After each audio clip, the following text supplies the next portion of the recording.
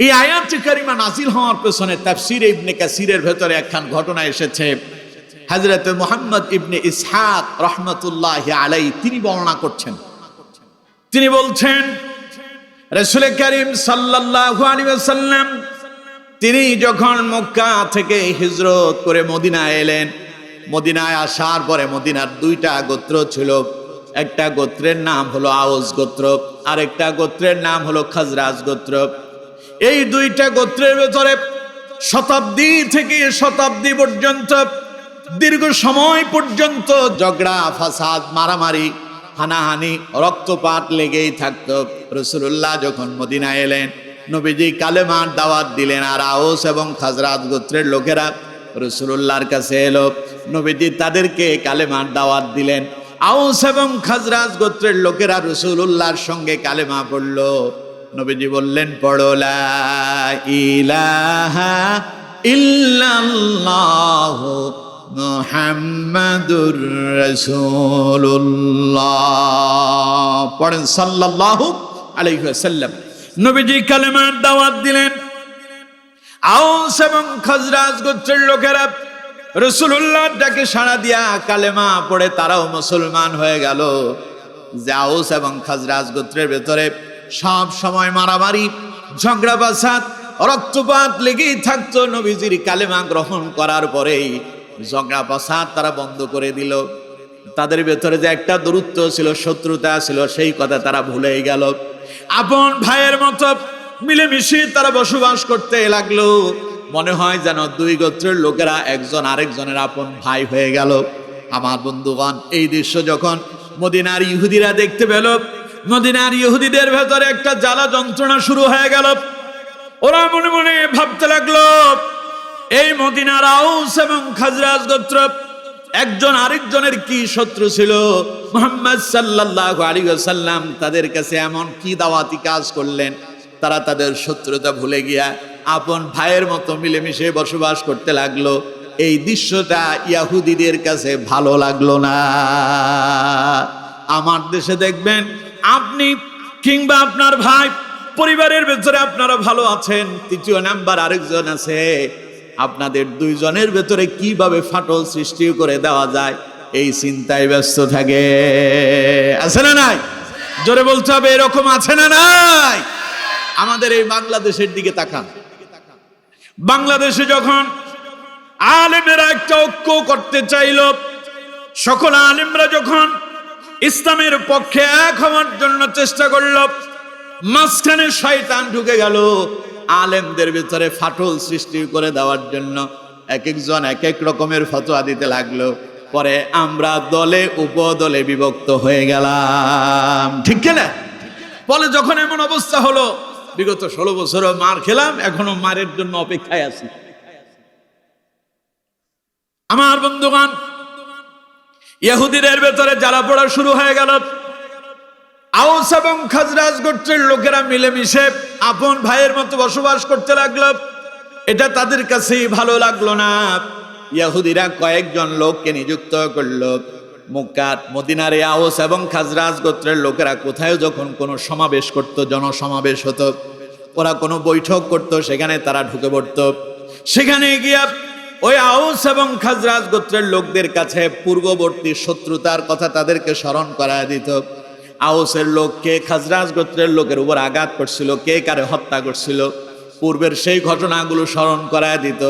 এই কথাগুলো যখন স্মরণ হতো তখন তাদের ভেতরে একটা ক্ষোভ কাজ করত। আমার বন্ধুগণ, ইহুদিরা যে ওষুধ প্রয়োগ করল ওইটা কাজে লেগে গেল। আউস এবং খাজরাজ গোত্রের লোকদের ভিতরে একটা ক্রোধ এসে গেল, রাগ এসে গেল। ওরা যে পূর্বে ঝগড়া করেছিল, মারামারি করেছিল, এক গোত্রের লোক যে আরেক গোত্রের উপর আঘাত করছিল, কথাগুলো ইহুদিরা স্মরণ করায় দেওয়ার পরে তাদের ভেতরে আবার রাগ ক্ষোভ তৈরি হয়ে গেল।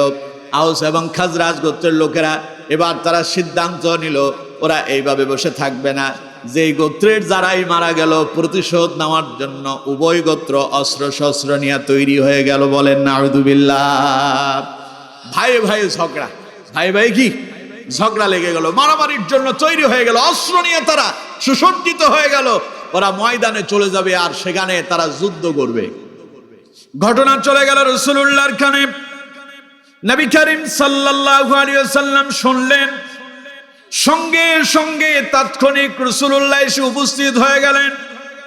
নবীজি আউস এবং খাজরাজ গোত্রের লোকদেরকে শান্ত করার জন্য চেষ্টা করলেন।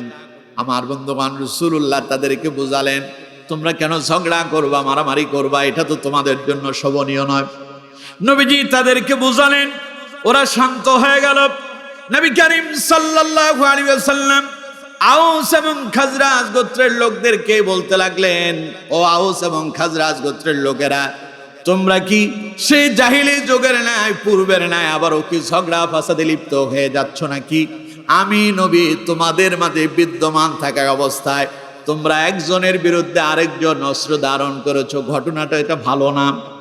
নবী করিম সাল্লাল্লাহু আলাইহি ওয়াসাল্লাম ওই মুহূর্তেই তার আউস এবং খাজরাজ গোত্রের সাহাবীদের সামনে রাসূলুল্লাহ এই আয়াতে কারিমা তিলাওয়াত করলেন, ওয়া'তাসিমু বিহাবলিল্লাহি জামিআন ওয়া লা তাফাররাকু ওয়াযকুরু নি'মাতাল্লাহি আলাইকুম إذ كنتم أعداء فألف بين قلوبكم فأصبحتم بنعمته إخوانا وكنتم على شفا حفرة من النار فأنقذكم منها كذلك يبين الله لكم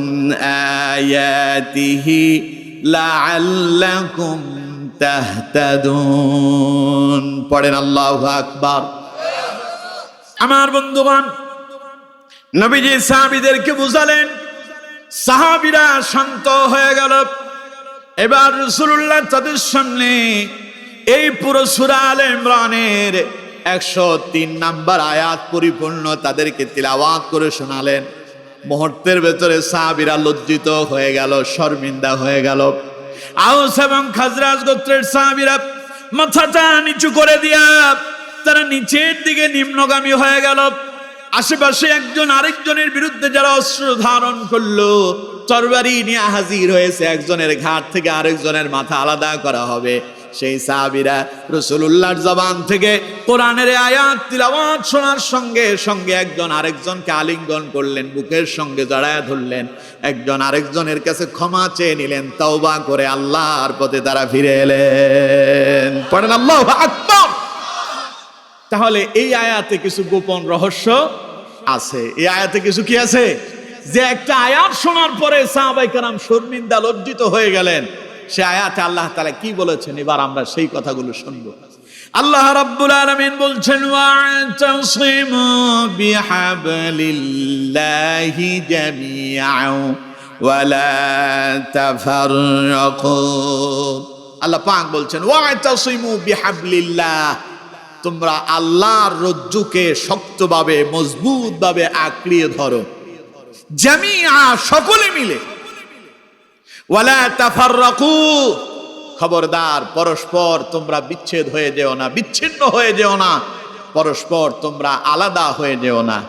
তার মানে আল্লাহ তাআলা বললেন, ও পৃথিবীর মানুষেরা, বিশেষ করে আয়াত যেহেতু নাজিল হচ্ছে, সেখানে আউস এবং খাজরাজ গোত্রের লোকদের উদ্দেশ্যে আল্লাহ তাআলা তার নবীকে বললেন, নবী তাদেরকে শোনায় দেন, ওয়া'তাসিমু বিহাবলিল্লাহি জামিআন ওয়া লা তাফাররাকু, তারা সকলে মিলে যেন আল্লাহর রশিকে মজবুতভাবে আঁকড়িয়ে ধরে এবং কেউ যেন পরস্পর বিচ্ছিন্ন হয়ে না যায়।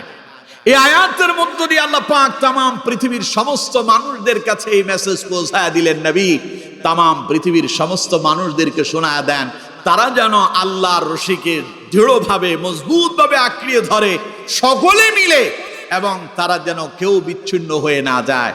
মনে করেন একখান রশি এখান থেকে আমি ছাড়লাম, আপনারা ধরলেন, সেই রশি যারা ধরলেন, মনে করেন আমি বললাম আপনারা সবাই ভাগ্যবান, এই রশি যারা ছেড়ে দিবেন তারা হবেন হতভাগা। এবার কন্ত দেখি, এই রশি ধরার জন্য সবাই কি পাগল পারা হবে না? কথা কয় না, হবে না? আল্লাহ তাআলা সেই কথাই বলছেন, ওয়া'তাসিমু বিহাবলিল্লাহি জামিআন ওয়া লা তাফাররাকু, আল্লাহর রশিকে সকলে মিলে দৃঢ়ভাবে মজবুত ভাবে আঁকড়িয়ে ধরো, খবরদার কেউ বিচ্ছিন্ন হয়ে যেও না, এই লাইন থেকে তোমরা কেউ দূরে সরে যেও না। এখন প্রশ্ন হলো, সেই রশিটা কই? আল্লাহর রশি কি আমরা কেউ দেখি? কথা কয় না। আল্লাহর রশি কি দেখেন আপনারা? আল্লাহ যে বললেন বিহাবলিল্লাহ, তোমরা আল্লাহর রশি ধরো, সেই রশিটা কই? আমার বন্ধুগণ, সেই রশি আপনার ঘরেই আছে। সেই রশিটার কোনো বিষয় নয়, আর অন্য কোনো বস্তু নয়। ওই বিষয়ের নাম হলো মহাগ্রন্থ আল কোরআন। পড়েন আল্লাহু আকবার। মুফাসসিরিনে কেরাম বলেছেন, মুহাদ্দিসিনে কেরাম লিখেছেন, আল্লাহর রশি বলে আল্লাহ পাক যেই কথাটা বোঝাতে চাইলেন তা হলো আল্লাহর কোরআন। তার মানে আল্লাহ পাক বলছেন, ও দুনিয়ার মানুষেরা, ওয়াতাসিমু বিহাবলিল্লাহি জামিআ, তোমরা সকলে মিলে আল্লাহর কোরআনের পথে জীবন পরিচালনা করো। জীবনটারে আল্লাহর কোরআন দিয়ে সাজাও। বিপদে পড়ো আর মুসিবতে পড়ো, কোরআনের কাছে আসো। কোরআন তোমার জীবনটারে আলোকিত করবে। আমার বন্ধুগণ, মানুষের যখন পেটে ব্যথা হয় তখন মাওলানা সাহেবের কাছে আসে, হুজুর আমার বাচ্চাটার পেটে ব্যথা, একটু পানি পড়ে দেন। মাওলানা সাহেবের কাছে আসার পরে তিনি যে কোরআন দিয়া পানিতে ফু দেন, ওই কোরআনটা অন্য আর কোনো কিতাব নয়। যেই মন্ত্র পড়েন, যেখান থেকে পড়েন, তার নাম মহাগ্রন্থ আল কোরআন। আল্লাহু আকবার। এটা শুধু কোরআন নয়, এটা হলো বিজ্ঞান। এটা শুধু কোরআন নয়, এটা হলো সবচাইতে মহা ঔষধ।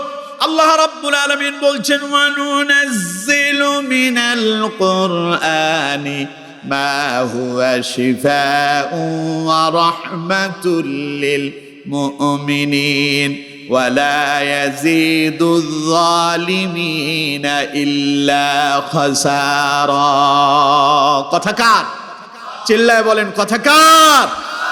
আল্লাহ তাআলা বলছেন, ওয়া নুনাজ্জিলু মিনাল কুরআন, এমন এক কোরআন তোমাদের জন্য আমি আল্লাহ তাআলা নাজিল করেছি, মা হুয়া শিফা, যা হলো সকল রোগের মহা ঔষধ। সুবহানাল্লাহ। কোন পেটে ব্যথা হয়, এ কোরআন দিয়ে ফু দিলে পেটে ব্যথা চলে যায়।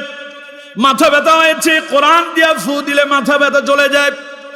গাছে আপনার ফল লাগালেন, কদু গাছ লাগালেন, কুমড়া গাছ রোপণ করলেন, গাছের ভেতরে পোকা এসেছে, কোরআন দিয়ে ফু দেওয়া হলো, একটু পানি পড়ে দেওয়া হলো, সেই পানি গাছেতে ছিটায়া দেয়, ওই যে পোকামাকড় চলে যায়। আল্লাহ পাক বলছেন, এটা শুধু কোরআন নয়, আমি আল্লাহ পাক এই কোরআনটাকে তোমাদের জন্য মহা ঔষধ হিসাবে তৈরি করেছি। ওয়া রাহমাহ, এটা হলো তোমাদের জন্য রহমত স্বরূপ, লিল মুমিনিন, যারা মুমিন হবে তাদের জন্য। আর ওয়ালা ইয়াজিদু যালিমিনা ইল্লা খাসারা, যারা জালেম, কোরআনের সঙ্গে যারা বিরুদ্ধাচরণ করবে, কোরআনের বিরোধিতা করবে, আল্লাহ পাক বলছেন কোরআন হচ্ছে তাদের জন্য ক্ষতিগ্রস্ততার কারণ। ইতিহাস সাক্ষী, এ কোরআনের বিরোধিতা করেছিল আবু জাহেল, এ কোরআনের বিরোধিতা করেছিল আবু লাহাব, এ কোরআনের বিরোধিতা করেছিল উতবা সাইবা মুগিরারা। কন্ত দেখি তারা কেউ কি সম্মানের সাথে বেঁচে আছে? বেঁচে থাকতে পারছিল? আচ্ছা কন্ত এদের মর্যাদা বেশি না হযরত বেলালের মর্যাদা বেশি? আচ্ছা কন্ত বেলাল থেকে এদের সম্পদ কি কম ছিল না বেশি ছিল? পাওয়ার কম ছিল না বেশি ছিল? হযরত বেলাল ছিলেন গোলাম, কৃতদাস, চেহারাটা ছিল কালো, কোনো সম্পদ নেই। হযরত বেলাল ছিলেন অসহায়। আর অন্যদিকে আবু জাহেল ছিল তৎকালীন সময়ের নেতা, আবু লাহাব ছিল তৎকালীন সময়ের প্রভাবশালী, উতবা সাইবা মুগিরারা বিশাল প্রভাবশালী ছিল। কিন্তু এত সম্পদ থাকার পরও আল্লাহর কোরআনের সঙ্গে বিরুদ্ধাচরণ করার কারণে, কোরআনের বিরোধিতা করার কারণে, ইসলাম বিদ্বেষী হওয়ার কারণে, কোরআনের বিপক্ষে অবস্থান নেওয়ার কারণে আল্লাহ পাক আবু জাহেল আবু লাহাবদেরকে এমন লাঞ্ছিত আর অপমানিত করেছেন। আপনারে যদি বলা হয় আপনার ছেলের নামটা আবু জাহেল রাখেন, ছেলের নামটা আবু লাহাব রাখেন, উতবা সাইবা রাখেন, আপনাকে 5 লক্ষ টাকা দেওয়া হবে, আপনি রাখবেন নাকি? আপনার যদি বলা হয় আপনার ছেলের নাম ফেরাউন রাখেন, 1 কোটি টাকা দেব, রাখবেন? আপনার যদি বলা হয় আপনার ছেলের নামটা নমরুদ রাখেন, 1 কোটি টাকা দেওয়া হবে, রাখবেন আপনি? কেন রাখবেন না? আপনি জানেন আবু জাহেল আবু লাহাব উতবা সাইবা মুগিরা, ফেরাউন, নমরুদ, হামান, কামান, এগুলো সব আল্লাহর পক্ষ থেকে লানত প্রাপ্ত। তার মানে এই নামে যদি কারো যদি নাম যদি রাখা হয়, সেও লানত প্রাপ্ত হতে পারে। এই জন্য মানুষ সেই নামকে শুধু গিনা ভরেই প্রত্যাখ্যান করেনি, বরং সেই নামটাকে যখনই মুখে উচ্চারণ করেছে ঘৃণা ভরে উচ্চারণ করেছে, ঠিক কিনা? আর অন্যদিকে হযরত বেলালের দিকে তাকান, হযরত তালহার দিকে তাকান, হযরত জুবাইরের দিকে তাকান, হযরত ওমর ইবনুল খাত্তাব রাদিয়াল্লাহু তাআলা আনহুর দিকে তাকান। যখনই তাদের নাম উচ্চারণ করতে যান, আগেতে হযরত, পরেতে রাদিয়াল্লাহু তাআলা আনহু, ঠিক কিনা? এই মর্যাদা তাদের কে বাড়ালো? আরো জোরে বলেন, কে? এই কোরআনের সাথে সম্পর্ক হওয়ার কারণে তাদের মর্যাদা বেড়ে গেল। আর কোরআনের সঙ্গে যারা দুশ্মনী করলো, আল্লাহ তাদেরকে জিল্লতি দিয়া তাদেরকে পৃথিবী থেকে বিদায় করেছেন। শুধু আবু জাহেল, আবু লাহাবরা যে অপমানিত অপদস্থ হয়েছে তা নয়, ওই আবু জাহেল, আবু লাহাব, উতবা, শায়বাদের অনুসারী যারা আছে, ওদের ছেলেবেলা যারা আছে, ওদেরকেও আল্লাহ পাক কোরআনের বিরোধিতা করার কারণে নাস্তানাবুদ আর নির্যাতিত, তাদেরকে নিষ্পেষিত, নিগৃহীত করে মানুষের কাছে ঘৃণার পাত্রে আল্লাহ রাব্বুল আলামিন উপস্থাপন করে দিয়েছে। এখন যদি আপনারা যদি বলা হয় আপনার মেয়ের নাম হাসিনা রাখেন, আপনি রাখবেন? হাসিনা মানে তো সুন্দরী। হাসিনা নামের অর্থ কি? সুন্দরী। তো সুন্দরী রাখতে অসুবিধা কই? রাখবেন না কেন? কারণ এটা এখন আপনার কাছে ঘৃণিত হয়ে গেছে। একটা মাত্র কারণ, কোরআনের বিরোধিতা করেছিল, ঠিক কিনা? জোরে বলেন, ঠিক কিনা? আল্লাহ বলছেন ওয়ালা ইয়াজিদুল যালিমিনা ইল্লা খাসারা। কোরআনের সঙ্গে যারাই বেয়াদবি করবে ওরা হলো জালেম, আর জালেমদের জন্য কোরআন হলো ক্ষতিগ্রস্ততার কারণ। কোরআন তাদেরকে লাঞ্ছিত আর অপমানিত করে তাদেরকে একেবারে ডাস্টবিনের আস্তকূপে তাদেরকে নিক্ষেপ করা হবে।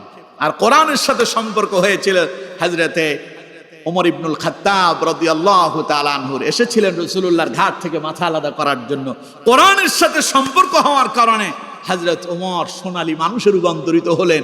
শুধু সোনালী মানুষে রূপান্তরিত হয়েছে যে তা নয়, মৃত্যুর পরেও হযরত ওমর রাসূলুল্লাহর বাম পাশে চিরনিদ্রায় মদিনায় মুনাওয়ারায় আরামের ঘুম ঘুমিয়ে আছে। সুবহানাল্লাহ।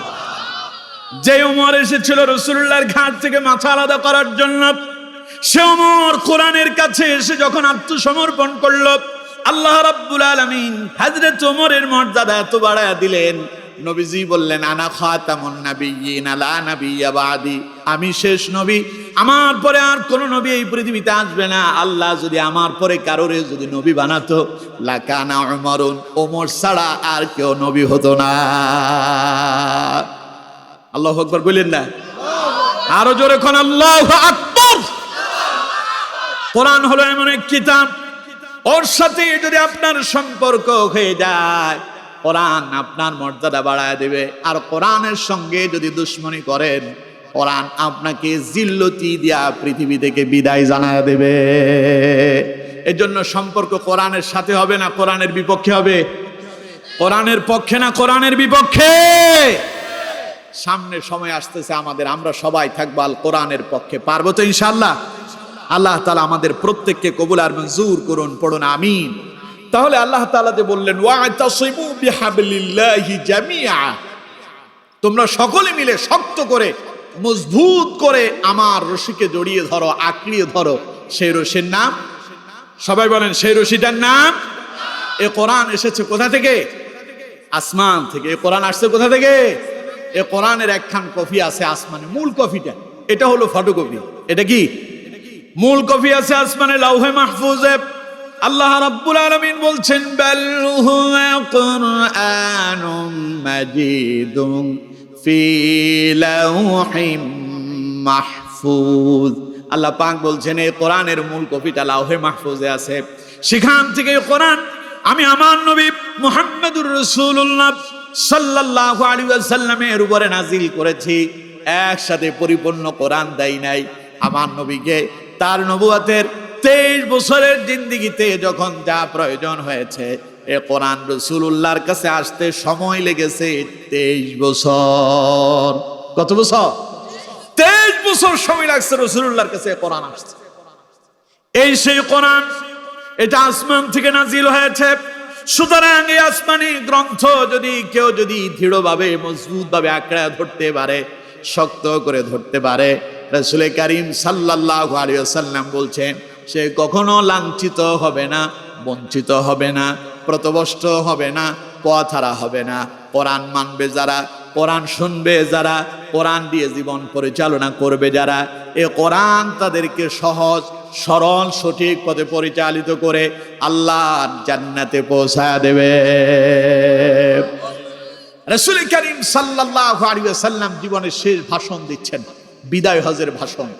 নবীজির সামনে হাজার হাজার সাহাবী উপস্থিত, প্রায় 1 লক্ষের উপরে। নবীজি সাহাবীদের সামনে ভাষণ দিচ্ছেন, বক্তব্য দিচ্ছেন। বক্তব্যের শেষ পর্যায়ে সমাপনী বক্তব্য যখন এলো, ইতি টানবেন রাসূলুল্লাহ। শেষ বেলায় নবীজি বললেন, ও আমার উম্মতেরা, আমার সাহাবীরা শোনো, এই পৃথিবীতে যত নবীরা এসেছিল কেউই চিরকাল থাকেনি। আমিও এসেছি, আমিও চিরকাল থাকবো না। সব নবীরা বিদায় নিয়েছেন, আমিও বিদায় নেব। ও আমার সাহাবীরা, আমার উম্মতেরা শোনো, तमाम পৃথিবীর সমস্ত মানুষের কাছে মেসেজ পৌঁছায় দাও, আমি নবী থাকবো না ঠিক, তবে আমি তোমাদের জন্য দুটো জিনিস শিখে যাচ্ছি।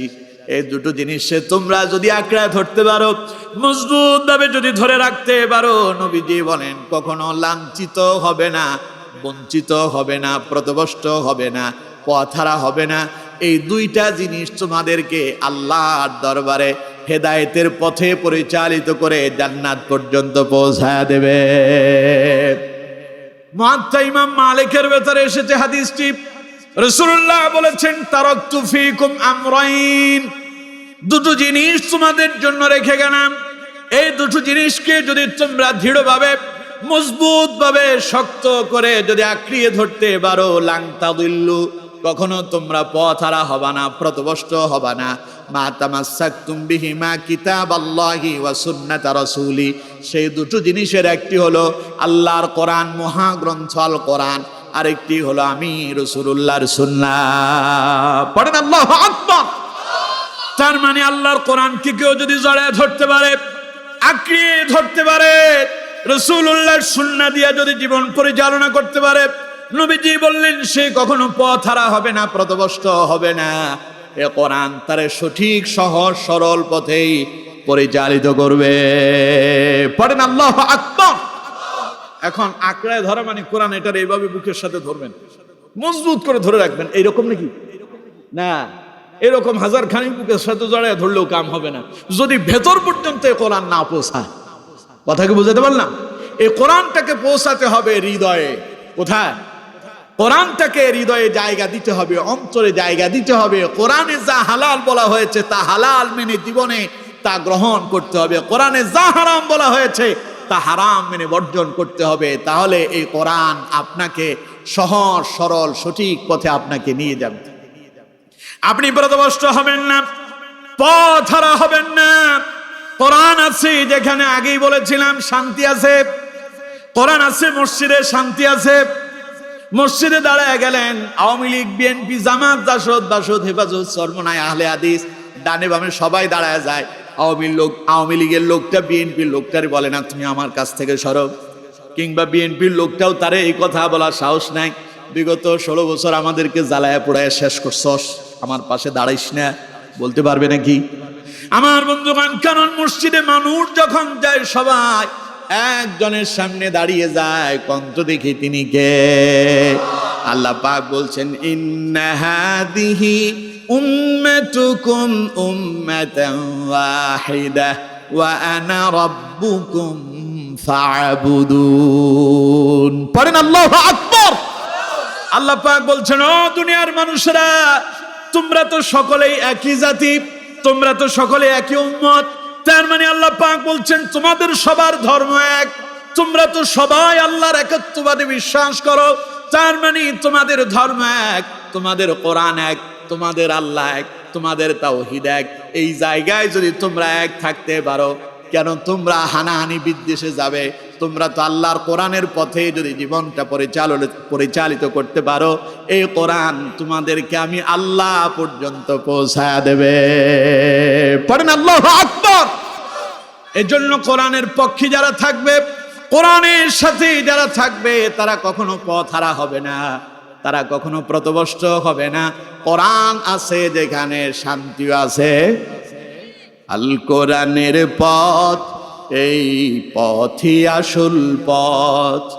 আল কোরআনের পথ, এই পথই আসল পথ, অন্য পথে অন্য মতে নেই যে রহমত, অন্য পথে অন্য মতে নেই যে রহমত।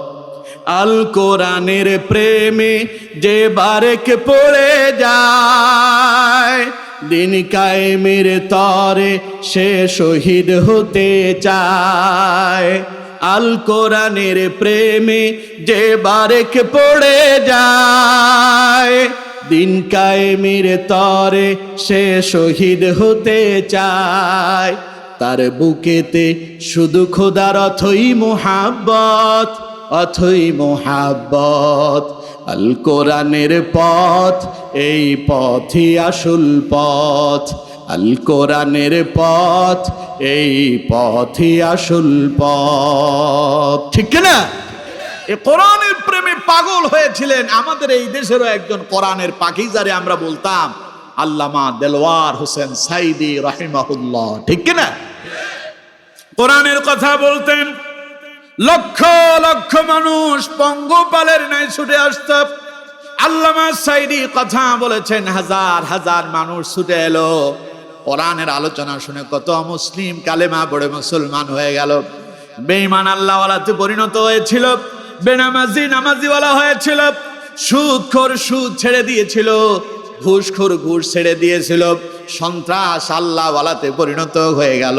সেই মানুষটার জীবন বড় স্বপ্ন ছিল যে কোরআনের পক্ষে আমি দাওয়াত দেই, আল্লাহ আমার ওই কোরআনের পথেই তুমি কবুল করে নিও। আল্লাহ শেষ পর্যন্ত তার এই কোরআনের পথেই কবুল করেছেন। ঠিক না? কারণ এই কোরআনের পক্ষে নবীরা দাওয়াত দিয়া এমন একজন নবী পাবেন না যেই নবী বিপদের সম্মুখীন হন নাই। শুধু হযরত সুলাইমান আলাইহিস সালাম এবং হযরত আদম আলাইহিস সালাম, এই দুইজন নবী নির্যাতিত হন নাই। এই ছাড়া সব নবীরাই স্বজাতির কাছে কোরআনের দাওয়াত দিতে গিয়া, ইসলামের দাওয়াত দিতে গিয়া, নবীরা যেই সময় যেই সমাজের কাছে যেই কওমের কাছে এসেছিলেন তাদের কাছে আল্লাহর দাওয়াত পৌঁছাতে গিয়া মার খেয়েছে। হযরত নূহ আলাইহিস সালামের ইতিহাস তো অত্যন্ত করুণ। নূহ আলাইহিস সালাম তার কওমের লোকদের কাছে দাওয়াত দিলেন, ইয়া কওম ইবুদুল্লাহা মা লাকুম মিন ইলাহিন গায়রু। হযরত নূহ আলাইহিস সালাম তার কওমের লোকদেরকে বললেন, ও আমার কওমের লোকেরা, এক আল্লাহর গোলামি করো, আল্লাহর দাসত্ব করো, আর তোমরা বাতিলের কাছে মাথা নত করো না, তাগুতের কাছে মাথা নত করো না, তাগুতকে তোমরা পরিহার করো। হযরত নূহ আলাইহিস সালাম বলেন না আমারে রাষ্ট্রপ্রধান বানাও, হযরত নূহ আলাইহিস সালাম বলেন না আমারে ক্ষমতা দাও, আমারে প্রধানমন্ত্রী বানাও, হযরত নূহ আলাইহিস সালাম বলেন নাই। কিন্তু হযরত নূহ আলাইহিস সালাম শুধু একটাই দাওয়াত দিলেন, আল্লাহকে রব বলে মেনে নাও, তাগুতকে পরিহার করো। এই কথা বলার কারণে হযরত নূহ আলাইহিস সালামের জাতি নূহ আলাইহিস সালামের উপরে এমন চড়াও হলো, হযরত নূহ আলাইহিস সালামকে মারতে মারতে তারা বেহুশ বানায় দিল। নূহ আলাইহিস সালামের দেহটা মাটিতে পড়ে আছে। ওরা মনে করছে নূহ আলাইহিস সালাম মনে হয় ইন্তেকাল করছে। ওরা নূহ আলাইহিস সালাম রে লাথি উষ্টা মারলো। নূহ আলাইহিস সালাম কোনো কথা কয় না, নড়াচড়া করে না। মনে করছে নূহ আলাইহিস সালাম মরে গেছে। এই কথা মনে করে তারা নূহ আলাইহিস সালামকে পাহাড়ের উপর রেখে আসলো। হযরত নূহ আলাইহিস সালাম যখন হুঁশে ফিরে এলেন, আবারও জাতির কাছে ফিরে এসে একই দাওয়াত দিলেন, ইয়া কওমি ইবুদুল্লাহা মা লাকুম মিন ইলাহিন গায়রু। এরপরে আবারও মার খেলেন, এরপরেও দাওয়াতি কাজ বন্ধ করেন নাই। হযরত মূসা আলাইহিস সালাম দাওয়াত দিতে গিয়া তিনি একই রকম ভাবে ফেরাউনের হাতে নির্যাতিত নিপীড়িত হলেন। হযরত ইব্রাহিম আলাইহিস সালাম একইভাবে এই কালেমার দাওয়াত দিতে গিয়া নমরুদের হাতে নির্যাতিত হলেন, নিপীড়িত হলেন। এরপরে হযরত মূসা আলাইহিস সালাম, হযরত ইব্রাহিম আলাইহিস সালাম, হযরত নূহ আলাইহিস সালাম আল্লাহর কালেমার দাওয়াত দেওয়া থেকে এক বিন্দু পরিমাণ পিছু হটে যান নাই। কারণ তারা জানেন তাদের দায়িত্ব হলো মানুষের কাছে আল্লাহর দাওয়াত পৌঁছায়া দেয়া। ঠিক কি না? সুতরাং আজ নবী নেই, নবীজি কালেমার দাওয়াত দিল। রাসূলুল্লাহ মানুষকে ডেকে বললেন, ফায়া আইয়ুহান নাস, হে মানব গোষ্ঠী, কুলু লা ইলাহা ইল্লাল্লাহ তুফলিহুন। হে মানব গোষ্ঠী পড়ো লা ইলাহা ইল্লাল্লাহ, বলো আল্লাহ ছাড়া আর কোনো ইলাহ নাই, তুফলিহুন, তোমরা সফল কাম হয়ে যাবে। এই কথা বলার সঙ্গে সঙ্গে পরিবারের আপন লোকেরা, নবীর চাচা আবু লাহাব সর্বপ্রথম রাসূলুল্লাহরে গালি দিয়েছিল। আবু জাহেল রাসূলুল্লাহর বিরুদ্ধে সর্বপ্রথম দাঁড়িয়ে গেল। কিন্তু আমার বন্ধুগণ, এত বাধা এত বিপত্তির পরেও রাসূলুল্লাহ কালেমার দাওয়াত বন্ধ করেন নাই। রাসূলুল্লাহর ওফাত হয়ে গেল, বিশ্ব নবী আর আসবেন না। কিন্তু রাসূল যদিও আসবেন না, নবীদের এই দাওয়াতি কাজ বন্ধ হবে না। নবীজি বলছেন, আনা খাতামুন নাবিয়্যিন লা নাবিয়্যা বা'দি, আমি শেষ নবী, আমার পরে আর কোন নবী আসবে না। সুতরাং যদিও আমি শেষ নবী, আমার পরে আর কোন নবী আসবে না, তাই বলে আমার দাওয়াতি কাজ কিন্তু বন্ধ হয়ে যাবে না। প্রশ্ন এখন, এই রাসূলের দাওয়াতি কাজ কে করবে? রাসূলুল্লাহ বলেছেন, আল উলামাউ ওয়ারাসাতুল আম্বিয়া। নবীজি বললেন, আমার উত্তরসূরি হলো আলেমরা, নবীর আলেমরা, এই যুগের আলেমরা। আলেম যারা হবেন, কোরআনের দায়ী যারা হবেন, রাসূল বললেন তারাই আমার এই দাওয়াত মানুষের কাছে পৌঁছায়া দেবে। পড়েন আল্লাহু আকবার। আমরা ক্ষমতায় যাওয়ার কথা বলি না, আমরা বলি আল্লাহ যদি কবুল করেন ইসলাম ক্ষমতায় যাবে, ঠিক কিনা? কিন্তু ওনারা বলে ওনাদের অনেক জনসংখ্যা আছে, অনেক প্রভাব আছে, তারাই ক্ষমতায় যাবে। আমরা তো বলি না আমরা ক্ষমতায় যাব, আমরা বলি আল্লাহ কবুল করলে ইসলাম ক্ষমতায় যাবে। কোরআনের সংসদ সদস্য যারা হবেন, ওই সংসদ চলবে আল্লাহর কোরআন দিয়ে, পার্লামেন্ট চলবে আল্লাহর কোরআন দিয়ে, আমাদের আইন বিভাগ চলবে আল্লাহর কোরআন দিয়া, বিচারালয় চলবে আল্লাহর কোরআন দিয়া, সমাজ চলবে আল্লাহর কোরআন দিয়া, রাষ্ট্র চলবে আল্লাহর কোরআন দিয়া। যদি আল্লাহ কবুল করেন, কিন্তু তাদের খুব ভয় হয়, ওরা এই কথা বললেই ভয় পেয়ে যায়, ঠিক কিনা? এত ভয় কেন? আল্লাহ কবুল করলে তোর বাপের ক্ষমতা আছে ঠেকানোর। 16 বছরে যে এই আওয়ামী লীগ ছিল, মানুষ বলছিল হাই হাই কথাই বলতে পারি না, এদেরকে ঠেকাবে কে? আল্লাহ বুঝি এদেরকে ধরে না। আল্লাহ কয়, ইন্না বাতশা রাব্বিকা লাশাদীদ, আমি আল্লাহ ধরি না, ধরলে কিন্তু। আল্লাহ যখন ধরছে, কোন দরজা দিয়ে যে পালাইছে মানুষ জানেই না, ঠিক কিনা? কোন দিক দিয়ে যে গেল কেউ টেরই পেল না। আল্লাহ কয়, আমি যদি ধরি, পিছনের দরজা ছাড়া সামনের দরজা খোলা যায় না। সুতরাং বন্ধুগণ আমার, আমরা তো বলি আল্লাহ কবুল করলে ইসলাম ক্ষমতায় যাবে, ওনারা এই তো হুজুরা রাজনীতি শুরু করছে। এখনো কেউ কেউ মনে মনে এতক্ষণ ঠিকই ছিল, এবার রাজনীতি হয়ে গেল, আছে না এরকম? আচ্ছা, আমি কি বলছি আমরা ক্ষমতায় যাব? আমি কি বলছি যে হুজুরদেরকে আপনারা ক্ষমতায় নিয়ে যান? বলছি আল্লাহ কবুল করলে ইসলাম ক্ষমতায় যাবে। আল্লাহ যদি কবুল না করে, কারো বাপের ক্ষমতা নাই যে ইসলামের ক্ষমতায় নিয়ে যাবে, ঠিক কিনা? তা আল্লাহ কবুল করলে যাবো, এতে এত অসুবিধার কি আছে? কোরআন তো আমাদের সবার, কোরআন আমাদের সবার না?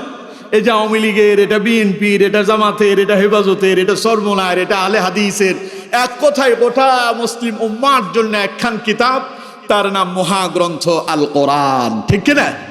তো এই কোরআনের কথা শুনলে তো মুসলমানের খারাপ লাগার কথা না। পৃথিবীতে এমন কোন জাতি পাবেন না যে তার ধর্মীয় গ্রন্থ শুনলে মনে কষ্ট পায়। শুধু একটা জাতি, তার নাম মুসলমান। নিজেদের ধর্মীয় গ্রন্থ শুনলে খারাপ লাগে।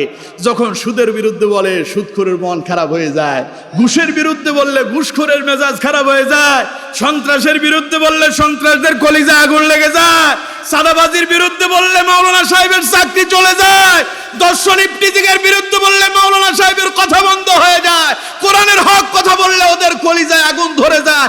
তিনিও মসজিদে যান, নামাজ পড়েন, মাথায় টুপি লাগা, মুখে দাড়ি আছে, পাঞ্জাবিও পরে, নিজের মুসলমান দাবি করে, কিন্তু আল্লাহর কোরআনের কথা শুনলে কলিজায় আগুন লাগে। বুঝতে হবে, নামে মুসলমান হয়েছেন তিনি, প্রকৃতপক্ষে আদৌ তিনি মুসলমান হতে পারেন নাই।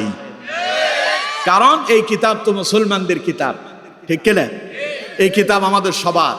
এই কোরআনের প্রত্যেকটা কথা আমাদের সবার জন্য। তো কোরআনের প্রত্যেকটা কথা যদি আমাদের সবারই হয়, তাহলে এই কোরআন দিয়ে রাষ্ট্র চলুক, এটা আপনি চান না কেন? এই কোরআন দিয়ে যদি রাষ্ট্র চলে, আপনিও তো উপকৃত হবেন। কারণ কোরআন তো আপনার, এটা দুনিয়ার কোনো মানুষের না, আল্লাহ তাআলা দিয়েছেন। আল্লাহর কথা দিয়ে রাষ্ট্র চলবে, শান্তি নাজিল হয়ে যাবে, ঠিক কিনা? কিন্তু দুর্ভাগ্য, আমরা কোরআনের কাছে আসি না বলে আজ পর্যন্ত আমাদের কপালে শান্তি ছুটে নাই। স্বাধীনতার 54 বছরে খালি চুরি আর চুরিয়ে দেখতেছি। কয় খালি দুর্নীতি হইতেছে। এত দুর্নীতি বন্ধ হয় না কেন? বন্ধ হবে কেমনি? কি দিয়া বন্ধ করবেন? দুনিয়ার কোনো আইন দিয়ে চুরি বন্ধ করা যাবে না। চুরি বন্ধ করার জন্য কোরআনের আইন লাগবে, কথা কয় না? আচ্ছা, চুরি করলে চোরের শাস্তি কি হবে, কোরআনে আছে না নাই? তো এই কোরআন যদি আমাদের সব মুসলমানের হয়, তো কোরআনের ওই আইন মানতে আমাদের অসুবিধা কই? আচ্ছা, আপনার ঘরে চুরি হোক, আপনি কি চান? আপনার ভাই চোর হোক, আপনি চান? আপনার প্রতিবেশী কেউ চুরি করুক, আপনি চান? তা আপনি পছন্দ করেন না চুরি হোক, কিন্তু চুরি বন্ধ হওয়ার যে পদ্ধতি আছে ওই পদ্ধতি মানেন না কেন? কোরআন বলছে চোর যদি ধরা পড়ে, চোরের শাস্তি কোরআন দিয়ে দাও, আস-সারিকু ওয়াস-সারিকাতু ফাকাতাউ আইদিয়াহুমা। চোর যদি পুরুষ হয় কিংবা নারী হয়, চোর যদি পুরুষ হয় কিংবা নারী হয়, চুরিতে যদি ধরা পড়ে যায়, ওর ডান হাত কেটে দাও। কোন হাত? সবাই বলেন কোন হাত? ডান হাত যদি কেটে দেওয়া হয় তাহলে অসুবিধা কম হবে না বেশি হবে? আল্লাহ পাক এই জন্য নির্ধারণ করলেন ডান হাতটা কেটে দাও। এই চোরদের যদি ডান হাতগুলো কেটে দেওয়া হতো, স্বাধীনতার এই 54 বছরে কেউ রাষ্ট্রের টাকা মেরে নিজের বাড়ি আর গাড়ি করতে পারতো না। রাষ্ট্রের টাকা কেউ বাগন পাড়ায় পৌঁছাতে পারতো না, মার্সিডিজ গাড়ি কিনতে পারতো না, ডুপ্লেক্স বাড়ি বানাতে পারতো না। কারণ চোরেরা জানতো চুরি করলে হাত কেটে দেওয়া হবে। আর এই চোর নেতা যখন জনসমাবেশে আসতো বক্তব্য দেওয়ার জন্য, ডান হাত কাটা, ডান হাত থাকতো পকেটের ভেতরে, বাম হাত দিয়ে খাবার খায়, বাম হাত দিয়ে পানি পান করে, কথা বলে, বাম হাত নাড়ায়। সামনের কর্মী একজন আরেকজনকে জিজ্ঞাসা করতেছে ঘটনা কি? আমাদের নেতা দেখি কথায় কথায় বাম হাত নাড়ে, ডান হাত দেখি পকেটের ভেতরে, ঘটনাটা কি? পাশের আরেকজন বলতেছে তুমি কি জানো না, ওই যে নেতা তিনি যখন চেয়ারম্যান ছিলেন তিনি তখন আমাদের ইউনিয়ন পরিষদের গম চুরি করছে বলে চুরিতে ধরা পড়ছিল, তার ডান হাত কেটে দেওয়া হয়েছে। এই জন্য চোরের অপবাদ মাথায় নিয়ে ডান হাত পকেটে ঢুকাইয়া দিছে, আর কোনোদিন এই হাত তার কাজে আসবে না। সামনে থাকা কর্মী বলতো বাপ রে বাপ, কয় কি? নেতা চুরি করলে যদি নেতার ডান হাত কাটে, কর্মী যদি চুরিতে ধরা পড়ে, মনে হয় যেন মাথা আলাদা হয়ে যাবে, ঠিক কিনা? ওই ভয় সে সোজা হয়ে গেছে। আমার দেশে দর্শন চলছে, স্বাধীনতার এই 54 বছরে এমন একটা রাত দেখাতে পারবেন না যেই রাতে দর্শন হয় না, এমন একটা দিন দেখাতে পারবেন না যেই দিনে মানুষ হত্যা হয় নাই। গত কয়েকদিন আগের ঢাকার ঘটনা, ঘরের ভেতরের কর্মচারী, গৃহ কর্মচারী যেই ছিল, নিজেই গৃহর মালিক, অর্থাৎ মহিলাকেও মারলো, তার মেয়েকেও মারলো, দুইজনকে একসাথে হত্যা করছে। এই ইতিহাস প্রতিদিন আমরা খবরের পাতায় দেখি, টেলিভিশন অন করলেই দেখা যায় এখানে খুন, ওইখানে খুন, এখানে সন্ত্রাস, ওইখানে সন্ত্রাস। বন্ধ হয় না কেন? বন্ধ হবে কি করে? কোরআনের আইন তো কায়েম হয় নাই, ঠিক কিনা? কেউ যদি কারোর যদি হত্যা করে, কোরআন বলছে হত্যার পরিবর্তে হত্যা হবে। তুমি আরেকজনের মারছো, এখন তোমার মৃত্যুদণ্ড হবে। কিন্তু আমার দেশে যারা মারে, ওই যে কিছুদিন আগে দেখলাম কুকুরের বাচ্চা মারছিল, সঙ্গে সঙ্গে এসে গ্রেফতার হয়ে গেল। আর এইদিকে আমার দেশের ওসমান হাদিরে গুলি করা হলো, এখনো পর্যন্ত ওই আসামি গ্রেফতার হলো না। আসামি গ্রেফতার হতে হতে দেখা যায় যারে ভিকটিম দুনিয়া থেকে বিদায় নিয়ে কবরে চলে যায়, ওর 40 হয়ে গেল, ওর বার্ষিক খাবার হয়ে গেছে, ওর মৃত্যুবার্ষিকী পালন হয়ে গেছে, এখনো পর্যন্ত সন্ত্রাস ধরা পড়ে নাই। তার মানে সন্ত্রাস ধরা না পড়ার কারণ হলো সন্ত্রাস যারা ধরবে ওরাও ভেতরে ভেতরে পয়সা খেয়ে তারে ছেড়ে দেয়।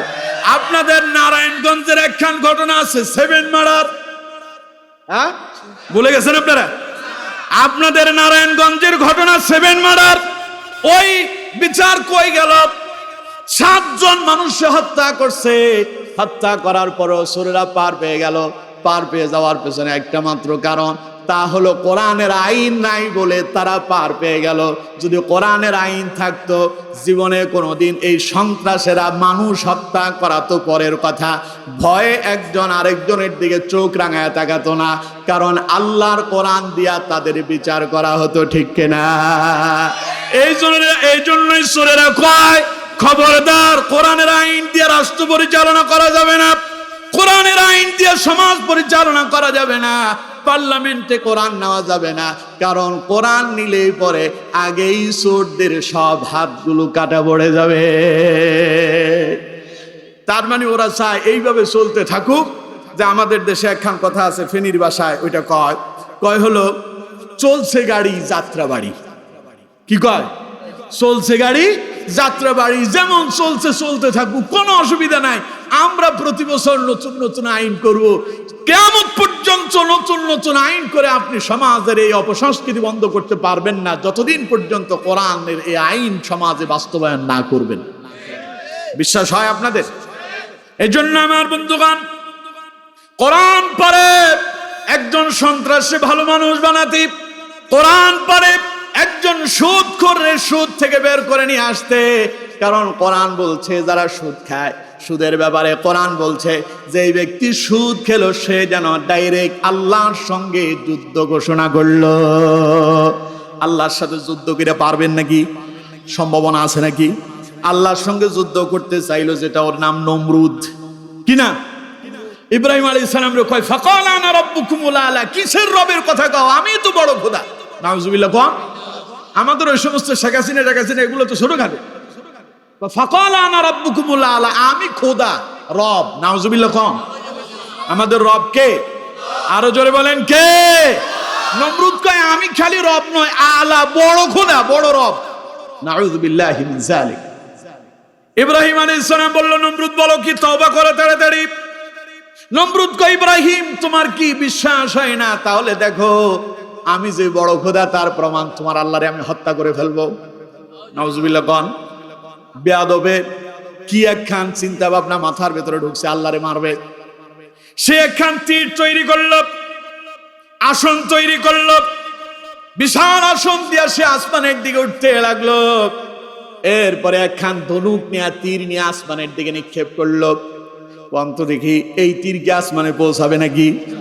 আল্লাহ পাক তার ফেরেশতাদেরকে বললেন, ফেরেশতারা ওই যে নমরুদ যে সূরা, ফেনীর ভাষায় বলতেছি আর কি, এই নমরুদ যে সূরারে ধর, ও যে তীর মারছে এই তীরের ভেতরে একটু রং মেখে দে, রং মেখে দিয়া তীর আবার পুনরায় ফেরত পাঠায়া দাও। ফেরেশতারা তীরটারে ধরলো, তীরের মাথায় রং মেখে দিল লাল রং। এই তীর আবার ফেরত এলো। নমরুদ বলতেছে ইব্রাহিম তোমার তো বিশ্বাস হয় না, আমি যদি বড় প্রভু না হয় তাহলে তাকায় দেখো তীর মারছি আসমানে, তীর ফিরে এসেছে রক্ত মেখে, তার মানে তোমার আল্লাহ স্পট ডেট মার্ডার হয়ে গেছে। বলেন নাউজুবিল্লাহ। ইব্রাহিম আলাইহিস সালাম কয় আল্লাহ করলাটা কি? এই পাগলের যন্ত্রণা আমি এমনি বাঁচি না, তুমি আবার ওই তীরের ভেতরে রক্ত মেখে পাঠায় দিছো, আমার কোন বিপদে ভালালা? আল্লাহ কয় ইব্রাহিম খেলা হবে। কি হবে? ইব্রাহিম আলাইহিস সালাম কয় আল্লাহ কোন জাতের খেলা যে তুমি খেলবা? কয় যে একটু পরে টের পাবে, যেই খেলার আয়োজন নমরুদ করছে ওই খেলার মাঠ থেকে নমরুদে পালায়া যাবে। ঠিক কিনা? এই দেশেও যারা কথায় কথায় বলতো খেলা হবে, প্রথম স্লোগান কিন্তু আপনাদের নারায়ণগঞ্জের। এখন কি আমি এখান থেকে যাইতে পারবো? তো অসুবিধা হবে না তো? প্রথম খেলা শুরু হয়েছে, খেলা হবে। পরের খেলা খেলতে চাইলেন যিনি, উনি আবার আমাদের ফেনীর নোয়াখালীর, আমাদের বর্ডারের পরে। উনি দিলেন যে খেলা হবে সাইরালিপ টান দিয়া। আমি চিন্তা করলাম বাপরে বাপ, যেই জাতের প্লেয়ার, ফেনীর ভাষা কয় যে গার ভিতরে 100টা ক্ষেতের গোস্ত নাই, খেতে লাইট দোয়াইয়ে। এটা ফেনীর ভাষা, বুঝতেছেন আপনারা? মানে শরীরে মাংস নাই, গোস্ত নাই। ওর আবার এরকম ছেলেপেলে দেখবেন লাগতে আসলে কিলাকিলি করতে আসলে ওর খেপটি বেশি, মনে হয় 2টা বেশি দিবে কিন্তু 5টা বেশি খায়। ঠিক কিনা? এখন ফেনীর ভাষা কয় গার ভিতরে 100টা গোস্ত নাই। আবার আরো একখান আছে কয় যে হাতের গাইতে 100টা সাইয়ার গোস্ত নাই। সাইয়া ছিলেন তো চড়ুই পাখি, খুব বড় হয় নাকি ছোট্ট হয়। কয় যে এক সাইয়ার বল নাই, হাতে লাইট দোয়াইছে।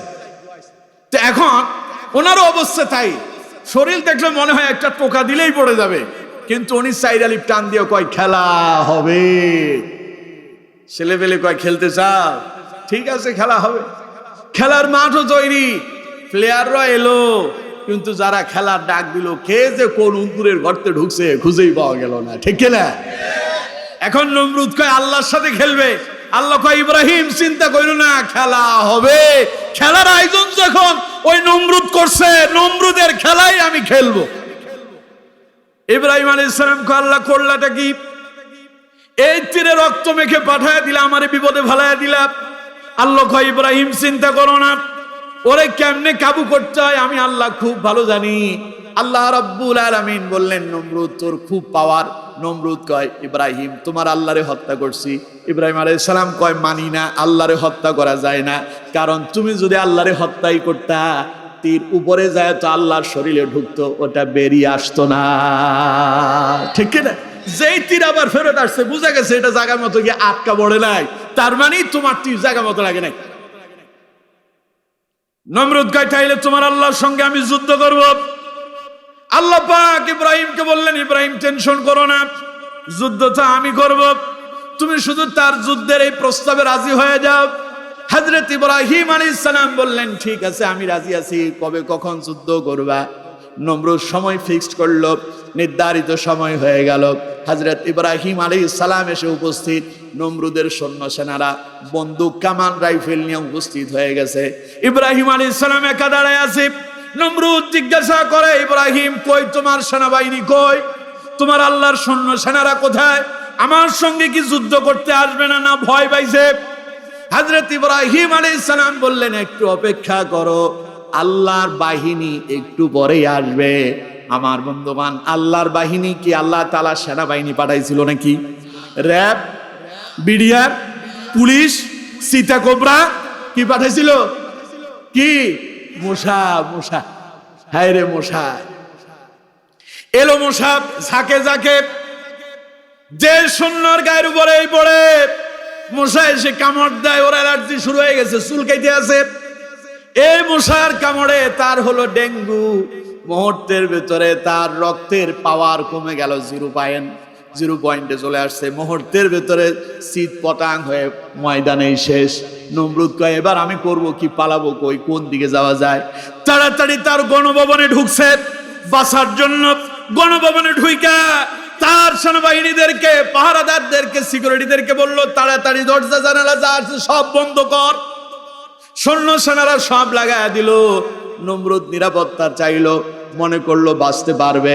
আল্লাহ কয় ইন্না বাতশা রাব্বিকা লাশাদীদ, আমি আল্লাহ ধরি না, ধরলে কিন্তু ছাড়ি না। আমি যদি ধরি ধরার মতোই ধরি, যারে ধরি তারে শেষ করে ছাড়ি। ঠিক না? এমন ভাবে ধরলো আল্লাহ। নমরুদ সব বন্ধ করে দিল, কিন্তু আমার বন্ধুবান দুর্ভাগ্যক্রমে ছোট্ট একটা দুর্বল মশা, যে বিশাল মশার ঝাঁক আসছে, ওই মশার ভেতর থেকে সবচাইতে একটা দুর্বল মশা, ল্যাংড়া মশা, পাটা তার ভেঙে গেছে, এমন একখান ল্যাংড়া মশা এসে নমরুদের নাক দিয়া ঢুকে পড়ছে। নমরুদ টেরই পাই নাই। এই নাকের ভিতর দিয়া মশা ঢুকে ব্রেনটের ভিতরে গিয়া ওটা সেখানে গান ধরছে, ক্যাঁ ক্যাঁ ফ্যাঁ ফ্যাঁ ব্যাঁ ব্যাঁ, এমন এক গান ধরছে, নমরুদের মাথা খারাপ হয়ে গেছে। আপনারা বলবেন তো হুজুর ক্যাঁ ক্যাঁ ফ্যাঁ ফ্যাঁ ব্যাঁ ব্যাঁ, এটা কেমন গান? আসলেই এই গান খুব বিরক্তিকর গান। পৃথিবীতে আপনি যদি একটা বাঘ আর সিংহ দেখেন, ওইটারে ধইরা খাঁচায় ঢুকাবেন, কিন্তু এই মশার ভয়ে প্রতিদিন আমরা সবাই খাঁচায় ঢুকি। ঠিক কিনা? ঢুকেন না আপনারা? এরপরে মশারি লাগায়া খাঁচার ভিতরে ঢুইকা মোবাইলের ফ্ল্যাশ লাইট অন করে ভালো করে দেখে কোন দিক দিয়ে দেখা যায় কোনো একখান ভেতরে আছে নাকি। যদি একটা ভেতরে যদি কোনোভাবে ঢুকতে পারে, সারা রাতের ঘুম হারাম হয়ে গেছে। কিন্তু ও খুব চালাক। আপনি যখন লাইট মারবেন, ও সিস্টেম মতো কায়দা করে ওইখান থেকে সরে গেছে, আপনি তারে খুঁজেই পাবেন না। আপনি মনে করছেন নাই, আপনি ঘুমায় পড়ছেন, ট্রাকের হর্ন বাজে, কি ঘুম। মশা কয় আমিও একটু তোর মতো ঘুমাইতে চাইলাম, কিন্তু আমার আরামের ঘুম তুই ভাঙা দিলি রে। তোর গান এত মজা লাগে না, এত মোটা সুরের গান ভালো লাগে না, কণ্ঠটা একটু চিকন হইলেই গান শুনতে বেশি মজা লাগে। ঠিক কিনা? মশা কয় তাইলে আমার গানটা একটু শোন। কানের কাছে আইসা ওই যে সুর বলছিলাম, ক্যাঁ ক্যাঁ ফ্যাঁ ফ্যাঁ ব্যাঁ ব্যাঁ, ধরছে কানের কাছে, যেই গান, হাই হাই আন্দারিয়া ঘুমের ভেতরে মারছে একখান, লাগে না। এই দিক দিয়ে মারে ওই দিক দিয়ে মারে, হয় না, তাড়াতাড়ি উঠছে না, এর যন্ত্রণায় বাঁচাই যাবে না, ওরে মারতেই হবে। ফ্ল্যাশ লাইট অন করছে, কই আছে ও, তাকায় দেখে খুঁজেই পায় না, আবার আইসা ঘুমাইছে। ও কয় যে তোরে ঘুমাইতে দিব না। আবার যখন ঘুমাইলো আবারও কানের কাছে আসছে, গান ধরছে। ও চিন্তা করতেছে এখন আর লাইট টাইট জ্বালাবো না, কানের কাছে থাকুক, হাতটা সেট করতেছে, আস্তে আস্তে ও মারবে। এমন জোরে মারছে, ও লাফ দিয়ে উড়ে চলে গেছে, নিজের কানের পর্দা নিজেই ফাটাই গেছে। এরকম দুর্ঘটনা ঘটে কি ঘটে না? এবার চিন্তা করেন, এই মশা, গোটা মশারির ভেতরে যদি একটা ঢুকছে, ওইটা যদি আপনার আরামের ঘুম রে হারাম করে দেয়, কানের কাছে এসে গান ধরলে যদি সারা রাতের ঘুম নষ্ট হয়ে যায়, এমন একখান মশা যদি কানের ভেতর দিয়ে ঢুকে যদি ব্রেনটে চলে যায়, নাকের ভেতর দিয়ে ঢুকে যদি আপনার ব্রেনটে গিয়ে যদি সে ওইখানে যদি উড়ে বেড়ায়, ব্যা ব্যা আর ফ্যাঁ ফ্যাঁ শুরু হয়ে যায়, কোন তো দেখি মজা কি কম লাগবে না বেশি লাগবে? নমরুদের মাথা খারাপ হয়ে গেল, পাগলের মতো আচরণ করতে শুরু করলো নমরুদ। এইদিকে লাফ দেয়, ওইদিকে ঝাঁপ দেয়, কোনো কাম হয় না।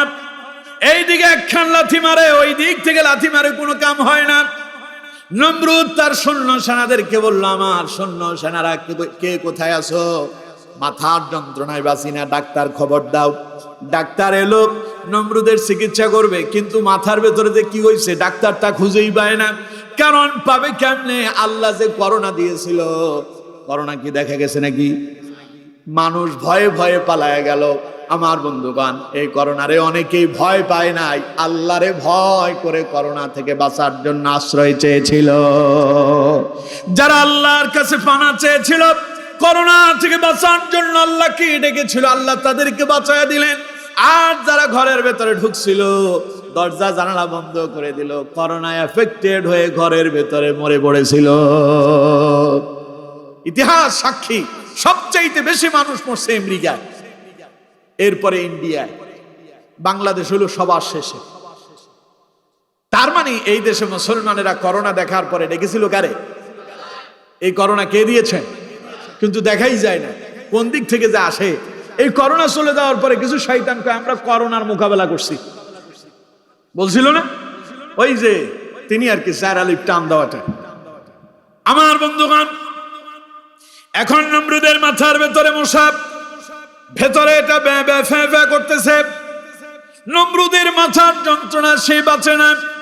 সৈন্য সেনাদেরকে বলল, কে কোথায় আছো? আমার মাথা টিপে দাও, চেপে দাও, মাসাজ করে দাও। ওরা সবাই মিলে চেষ্টা করলো, কোনোভাবেই যন্ত্রণা কমে না। নমরুদ বলল, তোদের হাতে কি শক্তি নাই? ওরা কয়, স্যার যত শক্তি আছে সব প্রয়োগ করছি। নমরুদ জিজ্ঞাসা করে, তোদের বন্দুক রাইফেল গুলো গেলে কয়? কয় যে হাতের কাছেই আছে। নমরুদ বলল, ওইগুলো দিয়ে আমার মাথার উপরে বাড়ি মার। সৈন্য সেনারা এই দিক থেকে একখান মারে বাড়ি, ওই দিক থেকে মারে একটা বাড়ি। দুই দিকের বাড়ির সাথে নমরুদের মাথাটা রুটির মতো সেপটা হয়ে উপরের দিকে উঠে গেছে। ফেরেশতারা কয়, আল্লাহ ঘটনা কি? এই শয়তানটারে মারতে বুঝি এত সময় লাগে? আল্লাহ কয়, ও না খেলতে চেয়েছিল, খেলা এখন হবে। শেষ পর্যন্ত এই নমরুদের আল্লাহ তাআলা দুনিয়া থেকে নাস্তা নাবুদ করে শেষ করে দিল। যে মশা দিয়া, ওই মশা কি খুব বড় ছিল নাকি? 2-4 কেজি হবে, 2-4 গ্রাম হবে, ও তো হিসাবে আসবে না। এমন একখান ছোট্ট মশা দিয়া নমরুদরে আল্লাহ তাআলা দুনিয়া থেকে নাস্তানাবুদ করে দিল। তার মানে নমরুদের অনুসারী যারা হবে, ফেরাউনের অনুসারী যারা হবে, আবু জাহেল, আবু লাহাব, উতবা, শায়বাদের অনুসারী যারা হবে, যারা আল্লাহর কোরআনের বিরুদ্ধে আচরণ করবে, ওদেরকেও আল্লাহ পাক নমরুদের মতো ছোট্ট মশা দিয়া দুনিয়া থেকে বিদায় করে দেবে। এই ক্ষমতা আল্লাহর আছে না নাই? পেছনের দরজা দিয়া পালাবে, সামনের দরজা তারা চোখেও দেখবে না। ওরা আবার বলে যে কেমনে যে হইল, এই ঘটনা কেমনে ঘটছে? আল্লাহ কয়, ঘটবে কেমনে তা তো আমি জানি, তুই কি জানিস?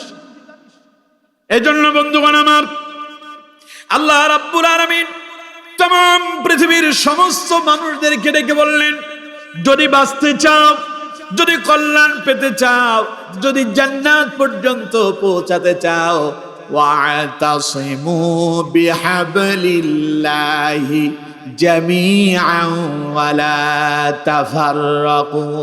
বাঁচার জন্য পথ একটাই, তার নাম কি? সবাই বলেন, তার নাম কি? এই কোরআনকে দৃঢ়ভাবে মজবুত ভাবে আঁকড়িয়ে ধরো। ওয়ালা তাফাররাকু, পরস্পর বিচ্ছিন্ন হয়ে যেও না। পরস্পর বিচ্ছিন্ন হওয়ার কারণে আমরা আমাদের আল্লামা সাঈদীকে হারিয়েছি। পরস্পর বিচ্ছিন্ন হওয়ার কারণে ইসলামী আন্দোলনের প্রথম সারির অনেক নেতাদেরকে আমাদের হারাতে হয়েছে। পরস্পর বিচ্ছিন্ন হওয়ার কারণে অসংখ্য আলেমদেরকে জেলখানায় বন্দী হতে হয়েছিল। পরস্পর বিচ্ছিন্ন হওয়ার কারণে তাগুত শক্তি পেয়েছিল। পরে আলেমরা কথা বলতে পারে নাই, হক কথা বলতেই পারে নাই। যদি আমরা সবাই এক থাকতাম, আমাদেরকে দমানোর ক্ষমতা কারো ছিল না। এই জন্য আল্লাহ বলছেন, তোমরা একসাথে থাকো। যদি তোমরা দৃঢ়ভাবে, ঐক্যবদ্ধভাবে, মজবুত ভাবে যদি তোমরা আমার রশি যদি ধরে রাখতে পারো, ওয়া আতিউল্লাহ ওয়া রাসূলাহু ওয়া লা তানাযাউ ফাতাফশালু ওয়া তাযহাবা রিহুকুম ওয়াসবিরু ইন্নাল্লাহা মা'আস সাবিরিন। পড়েন আল্লাহু আকবার। আল্লাহ বলছেন, ওয়া আতিউল্লাহ ওয়া রাসূলাহু, তোমরা আল্লাহ এবং তার রাসূলের অনুগত হয়ে যাও। ওয়ালা তানাযাউ, খবরদার বিভেদ করো না, ঝগড়া বাসাদ করো না। ফাতাফশালু, তাহলে তোমাদের বাতাস চলে যাবে, অর্থাৎ তোমাদের পাওয়ার কমে যাবে। ওয়া তাযহাবা রিহুকুম, তোমাদের শক্তি কমে যাবে, তোমরা দুর্বল হয়ে যাবে। ফলে বাতিলেরা তোমাদের উপর চেপে বসবে, তোমাদের জন্য বিপদ আসবে। তোমরা ঐক্যবদ্ধ থাকো। ওয়াসবিরু, বিপদ আসলে ধৈর্য ধারণ করো। ইন্নাল্লাহা মা'আস সাবিরিন, নিশ্চয়ই বিপদে মুসিবতে আমি আল্লাহকে তোমরা কাছে পাবে। সুবহানাল্লাহ।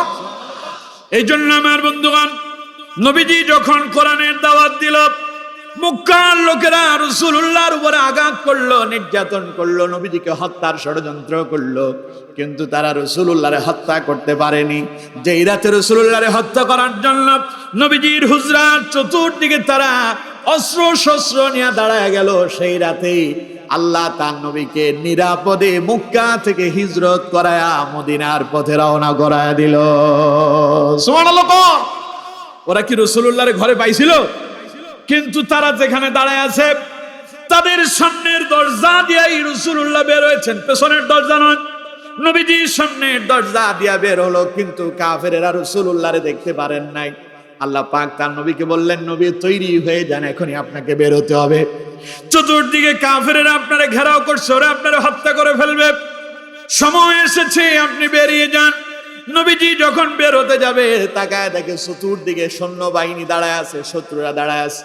আল্লাহ পাক বললেন, নবী টেনশন করবেন না, সামনে থেকে এক মুষ্টি বালু হাতে নেন, পড়েন ওয়াজআলনা মিন বাইনি আইদিহিম সাদ্দান ওয়া মিন খালফিহিম সাদ্দান ফাআগশাইনাহুম ফাহুম লা ইউবসিরুন। আল্লাহু আকবার।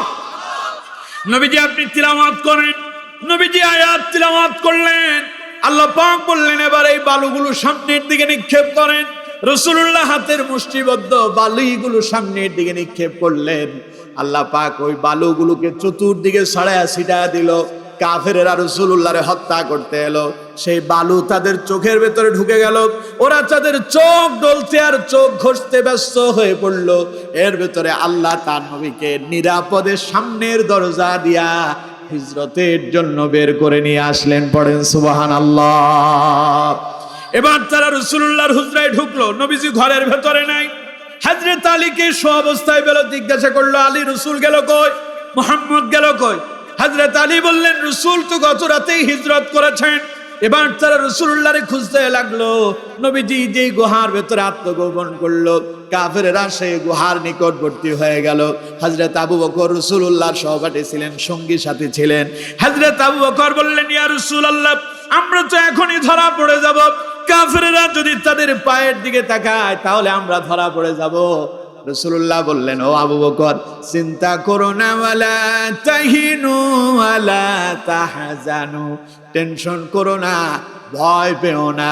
লা তাহজান ইন্নাল্লাহা মা'ানা। তুমি মনে করছো আমরা এখানে দুইজন, তুমি মনে করছো শুধু আমি আর তুমি এখানে আছি।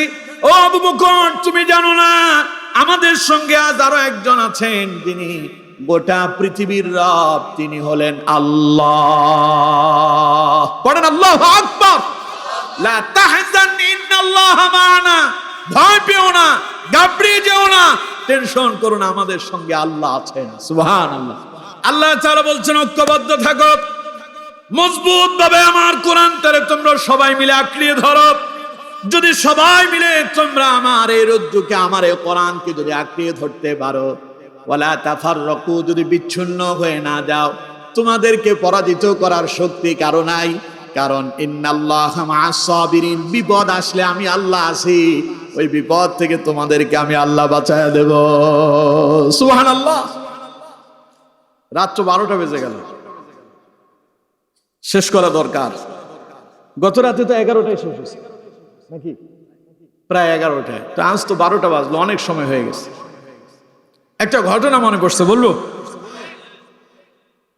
ওরা যে ভয় পায়, আমরা যে বলি আল্লাহ যদি কবুল করে ইসলাম ক্ষমতায় যাবে, ওরা কেন ভয় পায় এই কথাই বলতে চাচ্ছি।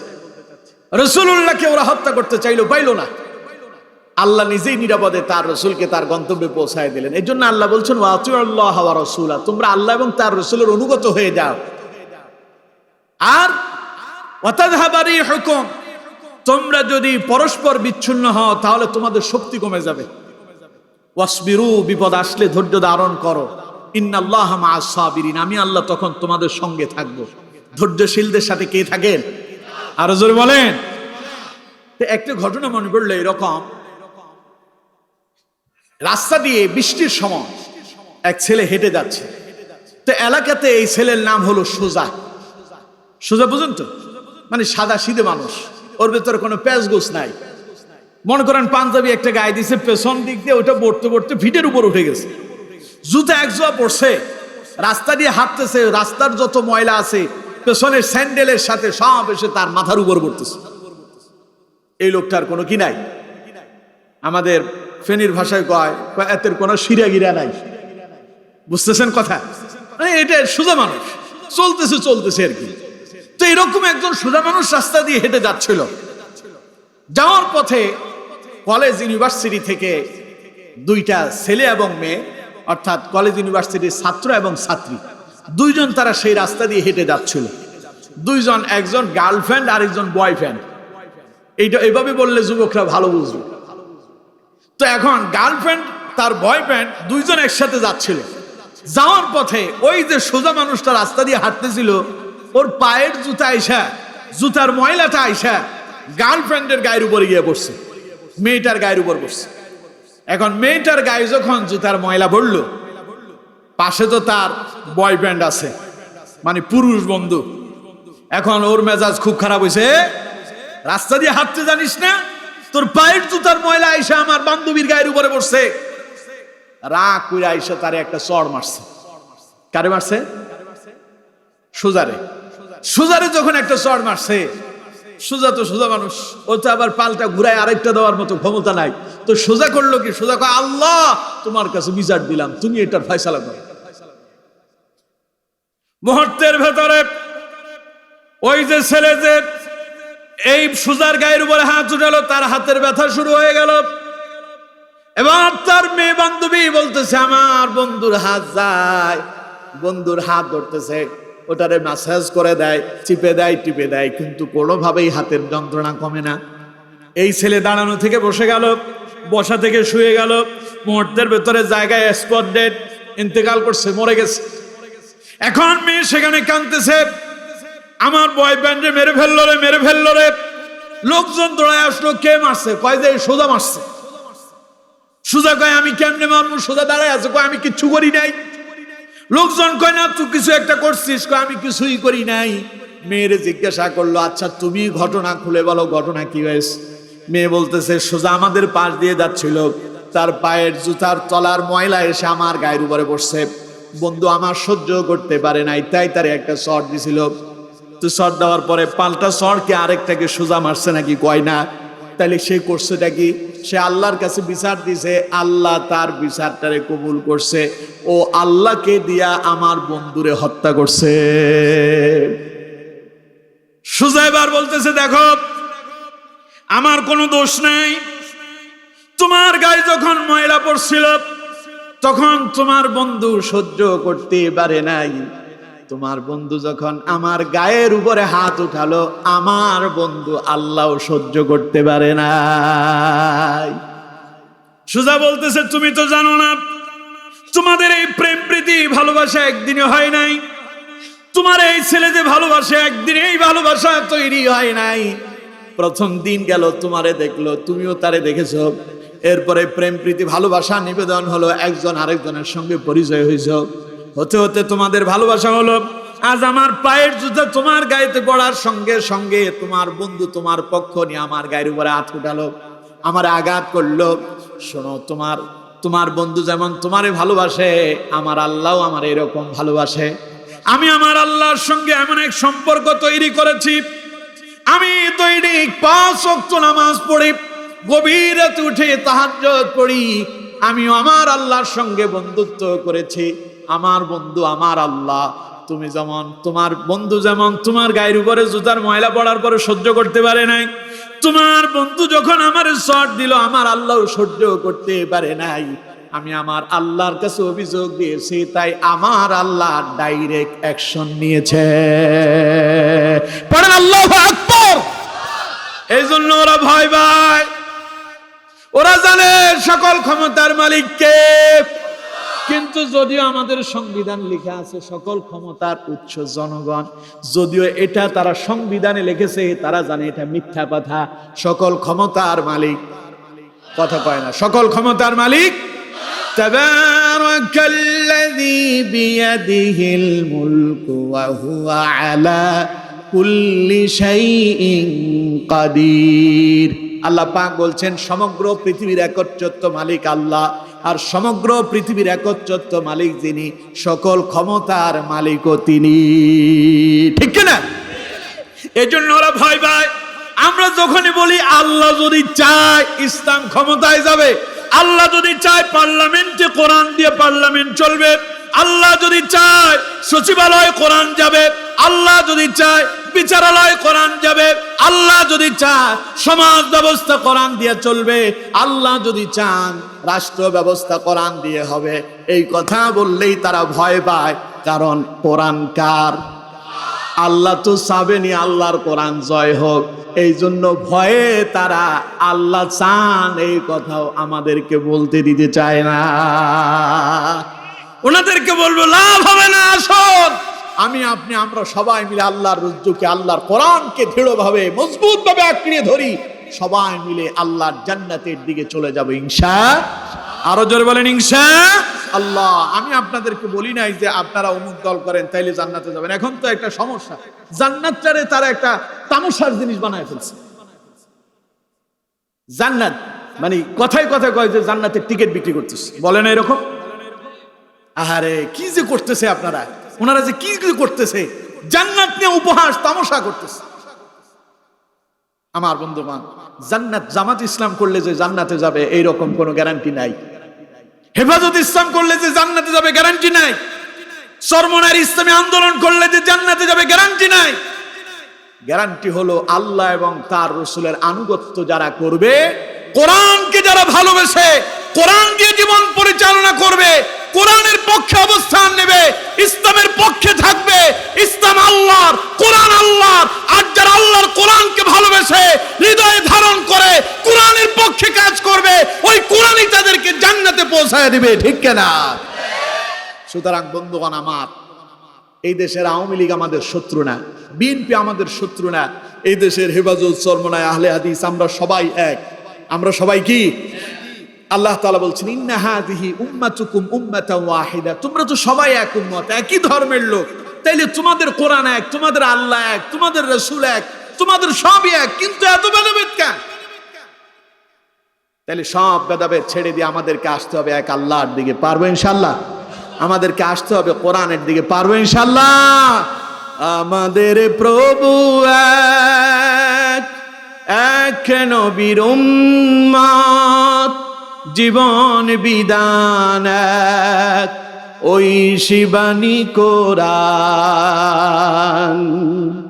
তবে কেন এক নও হে মুসলমান, এক হও এক হও করিয়া হবান। তবে কেন এক নও হে মুসলমান, এক হও করিয়া আহ্বান। বাইতুল্লাহ এক, মদিনা শরীফ এক, উহুদ পাহাড় এক, বদরের মাঠ এক।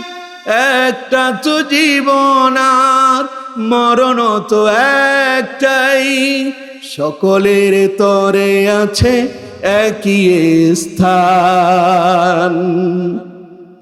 তবে কেন এক নাও হে মুসলমান, এক হও এক হও করিয়া আহ্বান। তবে কেন এক নাও হে মুসলমান, এক হও এক হও করিয়া আহ্বান। পারবো তো এক হতে? চিল্লায় বলেন পারবো তো এক হতে? আল্লাহ আমাদের সকলকে কোরআনের পক্ষে কবুল করুন। আল্লাহ আমাদের সকলকে ইসলামের পক্ষে কবুল করুন। আল্লাহ আমাদের সকলকে দ্বীনের পথে কবুল করুন। পড়ুন আমিন। আমার বন্ধুগণ, তাহলে আল্লাহ তাআলা বলছেন পৃথিবীর মানুষেরা ওয়া'তাসিমু বিহাবলিল্লাহি জামিআন ওয়া লা তাফাররাকু, তোমরা আল্লাহর রজ্জুকে, আল্লাহর রশিকে দৃঢ়ভাবে মজবুতভাবে আঁকড়িয়ে ধরো। তার মানে কোরআনকে তোমাদের জীবন বিধান হিসেবে তোমরা মেনে নাও, এর উপর আমল করো। ওয়ালা তাফাররাকু, পরস্পর বিচ্ছিন্ন হয়ে যেও না। ওয়াযকুরু নি'মাতাল্লাহি আলাইকুম, আমি যে তোমাদেরকে নিয়ামত দিয়েছি সেই নিয়ামতের কথাগুলো বেশি বেশি করে স্মরণ করো। সুবহানাল্লাহ বললেন না? কি নিয়ামত আল্লাহ আপনারা দিয়েছেন। নিজের দেহের দিকে তাকায় দেখেন, দুইটা চোখ, একটা দিয়েও তো দেখা যায়, দেখা যায় না? তা আল্লাহ দুইটা দিলেন কেন? আল্লাহু আকবার। যদি একটা নষ্ট হয় আরেকটা দিয়ে চলা যাবে। কিডনি দিলেন দুইটা, একটা দিয়েও বাঁচা যায়, কিন্তু আল্লাহ দুইটা দিলেন, একটা নষ্ট হলে যেন আরেকটা দিয়ে আপনি চলতে পারেন। হাত দিলেন দুইটা, একটা দিয়েও চলতে পারতেন, কিন্তু একটা যদি কোনো কারণে যদি এটা যদি বিচ্ছিন্ন হয়ে যায়, অকেজু হয়ে যায়, আরেকটা দিয়ে যেন চলতে পারেন। আমার বন্ধুগণ, এত সুন্দর করে এই নিয়ামত দিয়ে যিনি আপনাকে সাজায় রাখলেন তিনি কে? এরপরে দেখেন তো, আপনার মতো আরেকজন মানুষ খুঁজে পাবেন? আপনার চেহারার মতো আরেকজন নাই।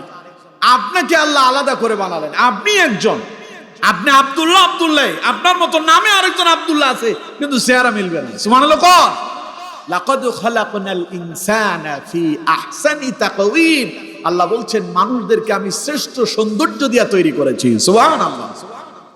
কপালটা দিলেন মায়ের মতো, চোখগুলো দিলেন বাবার মতো, চেহারার গঠনটা দিলেন ভাইয়ের মতো, হাতের আঙ্গুলগুলো দিলেন ফুফুর মতো, পায়ের আঙ্গুল দিলেন চাচার মতো, পায়ের তালুটা দিলেন দাদার মতো, হাতের তালুগুলো দিলেন আপনার মায়ের মতো। এক একটা করে এক একজন থেকে এক একটা নিয়ে এসে ফি আইয়ি সূরাতিন মা শাআ রাক্কাবাক, অত্যন্ত চমৎকার সৌন্দর্য দিয়া আল্লাহ পাক আমাকে আপনাকে তৈরি করেছেন। আল্লাহু আকবার। ওয়াযকুরু নি'মাতাল্লাহি আলাইকুম, স্মরণ করো আল্লাহ যে তোমারে যে নিয়ামত দিয়েছে সেই নিয়ামতগুলোর কথা বারবার স্মরণ করো। তার মানে এগুলোর কথা স্মরণ করো, আল্লাহ তোমার জন্য কি করে নাই। তুমি কেন আল্লাহর পথে থাকবা না? তুমি কেন কোরআনের পথে থাকবা না? তুমি কেন ইসলামের পথে থাকবা না? আল্লাহ তো একজন অমুসলিমরে যা দিয়েছে তোমারেও তা দিয়েছে, তোমারেও তো কোনো কম দেয় নাই, তোমারেও স্বয়ং সম্পূর্ণ করেছে। তাহলে তুমি কেন আল্লাহর পথে আসবা না? আল্লাহ কয় আসো আমার পথে, আর নিজের দেহের দিকে তাকায় দেখো কত নিয়ামত তোমারে আমি আল্লাহ দিয়েছি। সুবহানাল্লাহ। কথা আর লম্বা করবো না, শেষের দিকে আল্লাহ রাব্বুল আলামিন বলছেন ইয কুনতুম আ'দাআন ফাআল্লাফা বাইনা কুলুবিকুম। ঘটনাটা আয়াত নাজিল হলো আওস এবং খাজরাজ গোত্রের ব্যাপারে। স্মরণ আছে তো আপনাদের? আল্লাহ তাআলা বলছেন ইয কুনতুম আ'দাআন, তোমরা তো পরস্পরের শত্রু ছিলে, তোমরা তো একজন আরেকজনকে সহ্য করতেই পারত না, তোমরা তো একজন আরেকজনের বিরুদ্ধে অস্ত্র ধারণ করেছো। অতঃপর আমি আমার নবীকে তোমাদের কাছে প্রেরণ করলাম। আল্লাহ রাব্বুল আলামিন বললেন ফাআল্লাফা বাইনা কুলুবিকুম, আমার নবী যখন তোমাদের কাছে কোরআনের দাওয়াত নিয়ে এলো, সে কোরআনের দাওয়াত গ্রহণ করার পরে তোমাদের অন্তরগুলোকে আমি ভালোবাসা দিয়া পরিপূর্ণ করে দিলাম। ফাসবাহতুম বিনি'মাতিহি ইখওয়ানা, ফলে অনুগ্রহ করে আমি আল্লাহ তোমাদের আউস এবং খজরাজ গোত্রের লোকদেরকে আপন ভাইয়ের মতো বানায় দিলাম, তোমরা হয়ে গেলে ভাই ভাই। সুবহানাল্লাহ। আল্লাহ রাব্বুল আলামিন বলছেন, আমার বান্দারা অতীতের কথা স্মরণ করো, তোমরা কেমন ছিলে, আমি তোমাদেরকে কেমন নিয়ামত দান করেছি। সুতরাং তোমরা আল্লাহর রজ্জুকে শক্তভাবে আঁকড়িয়ে ধরো, মজবুত ভাবে আঁকড়ে ধরো, পরস্পর বিচ্ছিন্ন হয়ে যেও না। এরপর আল্লাহ পাক বলছেন, ওয়া কুনতুম আলা শাফা হুফরাতিম মিনান নার, তোমরা তো আগুনের গর্তের কিনারায় ছিলে। ফাআনকাযাকুম মিনহা, আমি তোমাদেরকে সে আগুনের গর্তের কিনারা থেকে রক্ষা করেছি। তার মানে তোমরা তো জাহান্নামের দিকে চলে যাচ্ছিলে, তোমরা তো ইসলাম বিরোধী ছিলে, তোমরা তো ইসলাম সম্পর্কে জানতেই না। আমি আমার নবী পাঠায়া কালেমার দাওয়াত দিয়া জাহান্নামের গর্তের কিনারা থেকে তোমাদেরকে বাঁচায়া জান্নাতি বানায়া দিলাম। সুবহানাল্লাহ। তার মানে আগেই বলেছি, কোরআনের পক্ষে যারা থাকবে, কোরআন নিয়ে বেঁচে থাকার জন্য যারা চেষ্টা করবে, কোরআনের উপরে যারা আমল করবে, কোরআন দিয়ে যারা জীবন পরিচালনা করবে, আল্লাহ পাক বলেন ওরাই জান্নাতে যাবে। আল্লাহ বলেন জাহান্নামের কিনারা থেকে তাদেরকে ধরে এনে আমি জান্নাতি বানায়া দিলাম। সুবহানাল্লাহ। কাযালিকা ইউবাইয়িনুল্লাহু লাকুম আয়াতিহি, এভাবে আমি আল্লাহ পাক আমার আয়াতগুলো তোমাদের কাছে বর্ণনা করেছি, লাআল্লাকুম তাহতাদুন, যাতে করে তোমরা হেদায়েত প্রাপ্ত হতে পারো, সফল কাম হতে পারো। তাহলে সফল কাম হওয়ার জন্য কোরআনের বিকল্প আছে, রাসূলুল্লাহর সুন্নাহর বিকল্প আছে। তাহলে আজকের আলোচনা থেকে আমরা একটা জিনিস শিখলাম, তা হলো আমরা সবাই থাকবো কোরআনের পক্ষে। পারবো ইনশাআল্লাহ? আমরা সবাই অনুসরণ করব রাসূলুল্লাহর সুন্নাহ। রাসূলুল্লাহর সুন্নাহ এবং কোরআন দুইটার যদি অনুসরণ করতে পারি, আমাদের জীবনে মিলবে কল্যাণ, দুনিয়াও পাবো শান্তি, পরকালেও পাবো শান্তি। আসুন আমরা সকলেই আল্লাহর কোরআন দিয়ে, নবীর সুন্নাহ দিয়ে জীবন পরিচালনা করার জন্য চেষ্টা করি। আল্লাহ তাআলা আমাদের সকলকে কবুল আর মঞ্জুর করুন।